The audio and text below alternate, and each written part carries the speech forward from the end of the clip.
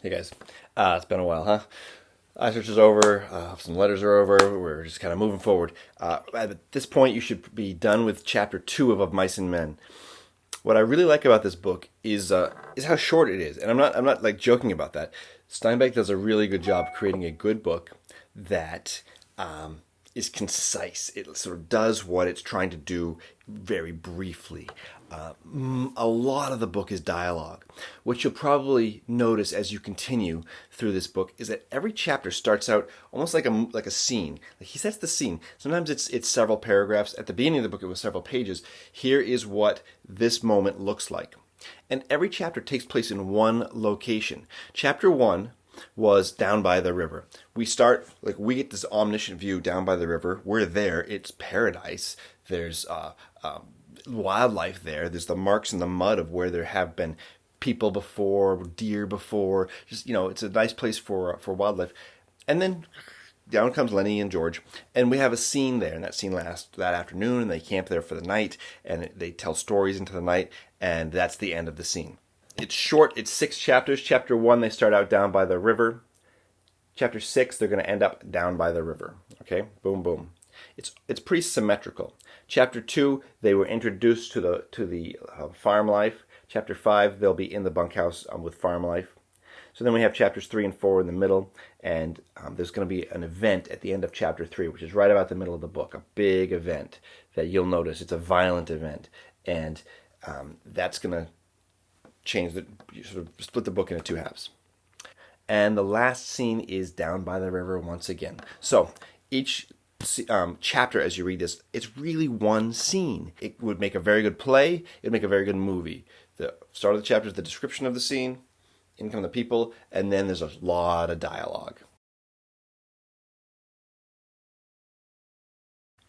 So, things to look for as you continue this book. This week you'll read chapters 3 and 4. We know about Lenny. He's a gentle giant. He's not that bright. George, I guess the main character of the book, the two of them, they pal around together. We'll see people say, hey, it's kind of odd to see 2 guys palling around together. This is about the society. This is about America. America is a very independent society, and Curly's wife later on will say, you guys are all just scared of each other, and that's why you aren't friendship. This lifestyle, friendship is not that deep. Friendship is generally just kind of surface level. Deep relationships, emotional relationships, intimacy is not valued in this. What's valued is utility. What's valued in this world are things that are of use, and what's not valued are things that are not of use. So Lenny isn't that bright, but man, he can work, and that's what George said. Just wait till you see him work. That's valued. Curly's wife is a woman who wears dresses and does her nails on a farm. That's not that useful. So while Curly values that, none of the other people on the farm value that. They don't see the utility in that. And so Curly's wife, they dismiss her.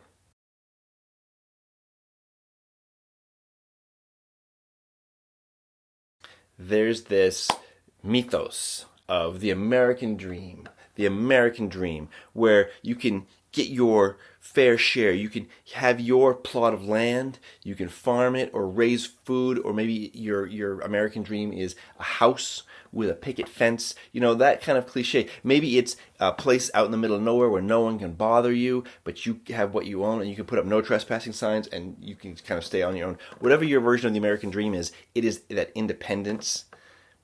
And these men who are traveling from place to place to place to place, they have some sort of worldly independence, but it's an economic society. You don't get anywhere without money. You don't get what you want without money. And so they are, in a sense, slave to the world that they're in. They're slave to the next job. And if they don't have money, they can't build their own life. How's it going to be? Well, we'll get our own piece of land, and we're going to have chickens, and we're going to have rabbits. That's Lenny's favorite part, because they're soft. So think about things that are soft. Things that are soft don't have a lot of use on a farm, but we like them as human beings. They make us sensitive. We like soft things, whether that's soft physically to touch, or whether that's soft as in not harsh and intense. When we have an intimate relationship with somebody, that's a soft feeling. It's a warm feeling. It's not that utilitarian feeling. I asked you to think about hands. Candy, he's got a stump of a hand. He had an accident years before. He had his hand caught in a machine. It's cut. It's gone. All the workers on the farm are called ranch hands. Sometimes just hands. We'll see in chapter 3 something else with a hand. Bum, bum, bum. And you will just have to see what that's about. Pay attention to hands. Pay attention to animals. Candy's got a dog. Sweet old dog. Lenny is described as being obedient and like a terrier. When he brings the mouse back to George, that George then chucks.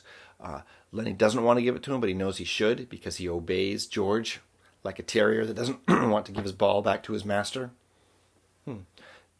Dog metaphor ascribed to Lenny. So tonight, chapters 3 and 4. Chapter 3, more of the ranch hands, more about ranch life, more about what it is to be a working man on the farm. Chapter 4, very interesting. Now, I will talk quickly about Crooks. I haven't seen him much yet. We'll see him intensely in chapter 4. Chapter 4, we go into Crooks' room. So, scene opens. Crooks is in his room. He's putting oil on his back. He's got a bad back. You know why he's called Crooks? Because he's got a crooked back. So his back is sore. He's putting oil on his back. Lenny comes in. Now, there's a reason why Crooks doesn't want Lenny to come in, and Lenny doesn't understand. Lenny's not that smart, because Lenny doesn't know the unwritten rules. He doesn't know that a big old white guy can't go into the room of a black guy on a farm in the late 30s. He doesn't understand that. And so he just crosses that barrier, and it's a pretty nice scene until it's not. If you notice that the scene ends exactly the way that it begins. The language is the same. What the character is doing is the same. The chapter kind of comes up like this, kind of comes up like this, kind of goes around, and then we end up exactly where we started. And actually, if you think about it, no progress gets made over the course of the chapter. That's interesting. Anyway, enjoy. There's a lot going on in this book. I think I've given you a lot to think about all at once, but why not? There's books are written for a reason. There's the plot, and there's what it means, there's what it represents, and there's the ideas underneath it all. Oh my gosh, it's a literary English teacher just saying, going at you. Miss you guys. Hope you're enjoying the book. See you soon.